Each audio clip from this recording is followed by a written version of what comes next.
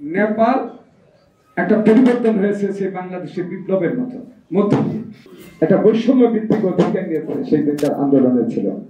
আমাদেরকে জননেতা তারেক রহমান ওই বৈষম্যের ছাত্রদের সাথে যত রকম সহায়তা প্রয়োজন হয় আমাদের সমস্ত নেতৃবৃন্দের প্রতি সেই আহ্বানটা রেখেছেন এবং বলেছিলেন যে এখন ওদেরকে সহযোগিতা করার জন্য যত রকম সাহায্য সহযোগিতা করা হোক আমরা সেভাবেই করেছিলাম। একটা পর্যায়ে সেই কোটা আন্দোলনের ছাত্ররা তারা কি আমাদের ডিবি হারুনের ঘরে বসে অথবা আদালত থেকে একটা রায় এসে তাদেরকে সে আন্দোলনকে স্থগিত করে দেয় নাই? কিন্তু তারপরে কি বাংলাদেশ জাতীয়তাবাদী দল অপেক্ষা করেছিল? তারপরে কি শেখ হাসিনার সাথে বাংলাদেশ জাতীয়তাবাদী আপোষ করেছিল? আপোষ করেনি বলে সর্বশেষ ওটা আন্দোলন স্থগিত হয়ে এবং তাদের দাবি তাদের আদায়ের পরেও কিন্তু ওই 16 বছরের ধারাবাহিকতার মধ্য দিয়ে স্বৈরাচারী শেখ হাসিনা তারেক রহমানের নেতৃত্বের মধ্য দিয়ে ছাত্র জনতা ঐক্যবদ্ধভাবে আন্দোলন সংগ্রামের মধ্য দিয়ে এই শেখ হাসিনা পালিয়ে যেতে বাধ্য হয়েছে। অনেক ষড়যন্ত্র দেশে চলছে। আজকে দেখেন যে গত কয়েকদিন হলো আমাদের প্রতিবেশী নেপাল, আমরা কিন্তু অনেকগুলো কথা বলেছি, নেপাল একটা পরিবর্তন হয়েছে সেই বাংলাদেশের বিপ্লবের মধ্যে দিয়ে এবং সেখানে আপনার দায়িত্ব অন্তর্বর্তীকালীন সরকারের দায়িত্ব তিনি নিলেন। তিনি প্রথম বক্তব্যে তিনি বলেন আগামী মাসে নেপালে নির্বাচন হবে। তাহলে কেন বাংলাদেশে হলো না?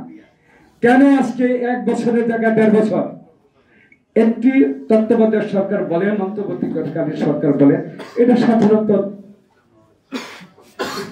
90 দিনের একটা সময় নিয়ে একটা দ্রুত নির্বাচন জনগণের ক্ষমতা জনগণের হাতে দিবেন, জনগণ তার রাষ্ট্র পরিচালনা করবেন। কেন এত দেরি হলো? অনেক ষড়যন্ত্র নিয়ে বাংলাদেশ আছে, অনেক ষড়যন্ত্রকারীরা সেই দিন পাক হানাদার বাহিনীর সাথে গোপনে আঘাত করে রাজাকার সৃষ্টি করেছিলেন, যারা বাংলার পাকিস্তান থেকে অখণ্ড পাকিস্তান তারা রাখতে চেয়েছিলেন। আজকে তারা ষড়যন্ত্রে নেমেছেন, আজকে তারা মাঠে নেমেছেন। কিছুক্ষণ আগে আমাদের ভাই সাহেব বলেছেন মৌলবাদীদের ইঙ্গিত পাই। আমি আপনাদের স্পষ্ট করে বলতে চাই এই বাংলাদেশের সাম্প্রদায়িকতার বাংলাদেশ যারা করতে চান, আমরা যারা এখন বেঁচে আছি, আমরা সেই জিয়াউর রহমানের সৈনিকরা, আমরা সেই সৈনিকেরা বেগম খালেদা জিয়ার সৈনিকরা বলতে চাই বাংলাদেশের কোন সাম্প্রদায়িক শক্তিকে মাথা চাড়া দিয়ে দেওয়া হবে না। বাংলাদেশে কোন সাম্প্রদায়িক শক্তির সরকার বাংলাদেশে হতে পারে না, যেখানে মুক্তিযুদ্ধের অর্জিত 30 লক্ষ নরনারীর অর্জিত এই বাংলাদেশ, যেখানে আমাদের ছাত্র জনতার 4 থেকে 5,000 ছাত্র জনতার রক্তের বিনিময়ে অর্জিত আজকের এই গণতন্ত্র। আর সেখানে সুকৌশলে সুবিধাবাদীরা মৌলবাদীরা আরেকটি আফগানিস্তানের মতো দেশ বানাতে চান, আরেকটি মৌলবাদী সরকার গঠন করতে চান। আমরা সচেষ্ট আছি এখানে গণতন্ত্রের বাইরে, এখানে মৌলিক জনগণের গণতান্ত্রিক সরকারের বাইরে কোন সরকারকে এখানে অবৈধভাবে আসতে দেওয়া যেতে পারে না।